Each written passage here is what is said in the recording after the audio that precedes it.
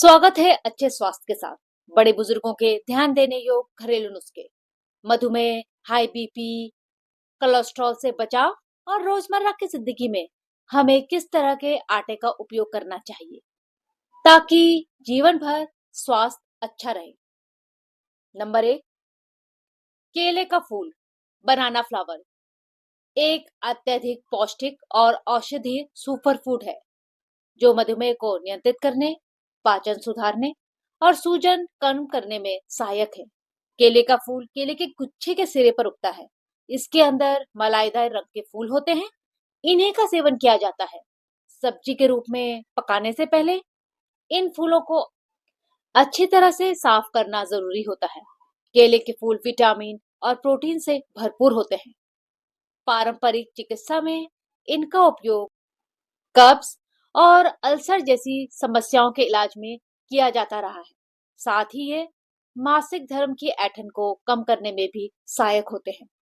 केले के फूल के अर्क में एंटीऑक्सीडेंट गुण होते हैं जो फ्री रेडिकल को रोकते हैं।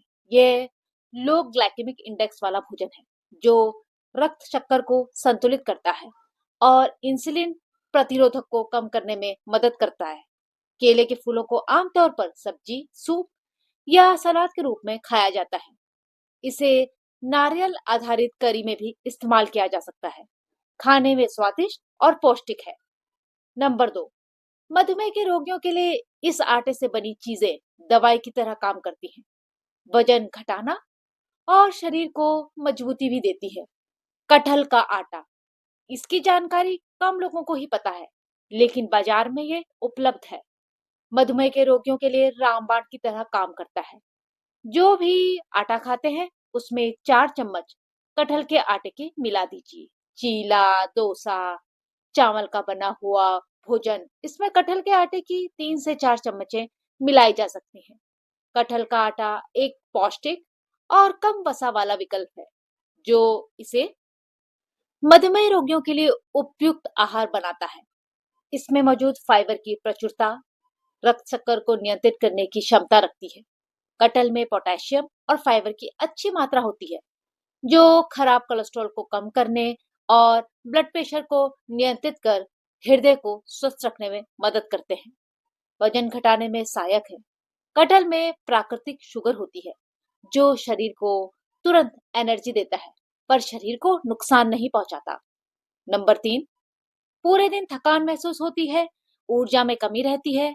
इसके लिए सुबह उठते ही ताकत और ऊर्जा के लिए गुनगुना पानी, नींबू या शहद के साथ आंवला जूस, जीरा पानी या गर्म दूध के साथ घी गुड़ या रात भर भिगोए हुए सूखे मेवों का सेवन जरूर करें जो शरीर को ऊर्जा, ताकत, मजबूती देने के साथ शरीर को हाइड्रेट करते हैं, मेटाबॉलिज्म बढ़ाते हैं और शरीर को दिन भर के लिए सक्रिय रखते हैं, जिससे थकान दूर रहती है और कमजोरी कम होती है। यदि गर्म दूध का सेवन नहीं करना चाहते तो भीगे हुए सूखे मेवों को ठंडे दूध के साथ पीसकर या ऐसे ही सेवन किया जाए तब भी पूरे दिन ऊर्जा बनी रहती है। जिन्हें एसिडिटी है उनके लिए बेहद फायदेमंद रहेगा। गर्म दूध का सेवन ठंड से बचाता है और शरीर को मजबूती देता है। ठंडे दूध का सेवन एसिडिटी से शरीर का बचाव करता है और यह भी शरीर को ताकत देता है। सुबह उठते ही खाली पेट चाय और कॉफी का सेवन बिल्कुल ना करें। यदि पूरे दिन थकान महसूस होती है तो खजूर और गुड़ का सेवन अपनी डाइट में शामिल कर लें। दूसरा, डाइट सही है, खान पान उचित मात्रा में लिया जा रहा है, वजन भी सही है और शरीर में रोग भी नहीं, लेकिन फिर भी थकान महसूस होती है। इसका कारण है रात को नींद पूरी ना होना। तो दूसरे दिन थकान और कमजोरी महसूस होना स्वाभाविक है। नंबर 4, अंगूर, स्ट्रॉबेरी और कुछ ऐसे फल और सब्जियां जिनमें धूल और कण जल्दी चिपक जाते हैं। यदि उन्हें अच्छी तरह ना धोया जाए तो स्वास्थ्य के लिए गंभीर समस्याएं पैदा होती हैं, जैसे एलर्जी और पेट दर्द। इसका मुख्य कारण कीटनाशक भी होते हैं जो फलों और सब्जियों में डाले जाते हैं। बात छोटी है लेकिन जरूरी है। 1 लीटर पानी लें, उसमें 1 चम्मच बेकिंग सोडा मिला लें। सब्जी और फलों को कम से कम 10 से 15 मिनट तक भिगो कर रहने दें। फिर हल्के हाथों से रगड़कर साफ पानी से धो लें। बेकिंग सोडा सिरका, हल्दी, नमक। घर की ये 4 चीजें जो प्राकृतिक हैं, पूरी तरह से सुरक्षित हैं। इनमें से केवल एक भी उपयोग में लाकर फल और सब्जियां धोना एक उचित विकल्प है। नंबर 5, बाजार का मल्टीग्रेन आटा खरीदते हैं, वह स्वास्थ्य के लिए अच्छा नहीं है। यदि आप ध्यान से इसमें मिले मोटे अनाज की प्रतिशत देखेंगे तो आप हैरान रह जाएंगे। इसमें मोटे अनाज की मात्रा बहुत कम होती है। महंगा लेकिन फायदा कम। आप घर पर ही मोटे अनाज का आटा बना सकते हैं, जो किफायती तो है, साथ में फायदेमंद ज्यादा। 4 किलो गेहूं, 500 ग्राम ज्वार बाजरा लिया जा सकता है। रागी, मक्का, सोयाबीन, भुना हुआ चना 250 ग्राम के लगभग लिया जा सकता है। प्रत्येक अनाज को 250 ग्राम लेना है। आप चीजों को अपने हिसाब से कम ज्यादा कर सकते हैं। जैसे कि यदि 1 किलो गेहूं लिया है, आप मोटा अनाज नहीं खाना चाहते, तो इसमें 2 कटोरी या 1 कटोरी बेसन का मिलाया जा सकता है। सत्तू भी मिला सकते हैं। जैसे किसी को डायबिटीज है, 3 किलो गेहूं का आटा लिया, उसमें 100 ग्राम भुने हुए चने को पीसकर मिला लें। चने के छिलकों के साथ इसकी रोटी बनाई जाए तो वजन कम होता है। साथ में मधुमेह में भी बहुत आराम मिलता है। आप चक्की में पिसवा सकते हैं या ऑर्गेनिक मोटे अनाज आटा को आपस में मिलाकर ले सकते हैं। हर जगह आजकल चक्की उपलब्ध नहीं। क्या समय की कमी से भी ये काम नहीं किया जा सकता? सबसे आसान रहता है, गेहूं का आटा लेकर उसमें ऑर्गेनिक मोटे अनाज मिला दिए जाए। आप अपने हिसाब से आटे को किसी भी अनाज में मिला सकते हैं। ये आसान है, किफायती है और उत्तम है। नंबर 6, गेहूं या मोटे अनाज के आटे से एसिडिटी, अपच या भारीपन होने पर आप अजवाइन, जीरा, सौंफ, दही मिलाकर रोटी बना सकते हैं।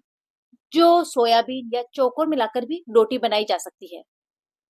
हरा साग, पालक मिलाकर भी आटा गूंथ सकते हैं, जो पचाने के लिए बेहतर होता है। और हमेशा ताजा पिसा हुआ आटा ही इस्तेमाल करें। चावल का पिसा हुआ आटा मिलाकर भी रोटियां बनाई जा सकती हैं और केवल चावल के आटे की रोटियां भी बनाकर खाई जा सकती हैं, जो एसिडिटी और पेट के भारीपन में फायदेमंद रहती है। नंबर 7, शास्त्रों के अनुसार रोटी बनाते समय गिनकर रोटियां ना बनाएं, दरिद्रता आती है। पहली रोटी गाय के लिए और आखिरी रोटी कुत्ते के लिए निकालें। चकला बेलन से आवाज ना करें। हमेशा ताजे आटे का उपयोग करें और पूर्व की दिशा की ओर मुख करके रोटी बनाएं। सुबह शाम के समय चूल्हे पर पानी न डालें और रोटियां हमेशा जरूरत से अधिक बनाएं, ताकि जानवरों को खिला सके। गरम तवे पर भूलकर भी कभी भी पानी न डालें। रोटी बनने के तुरंत बाद गरम तवे पर पानी डालना अशुभ है। इससे घर में अचानक समस्या आ सकती है। वीडियो पसंद आया हो तो लाइक जरूर करें। अपने परिवार, दोस्तों की सेहत के लिए शेयर करें। ऐसे फायदेमंद घरेलू नुस्खों के लिए चैनल को सब्सक्राइब करें। मिलते हैं अगले वीडियो में। तब तक के लिए स्वस्थ रहें, मस्त रहें। धन्यवाद।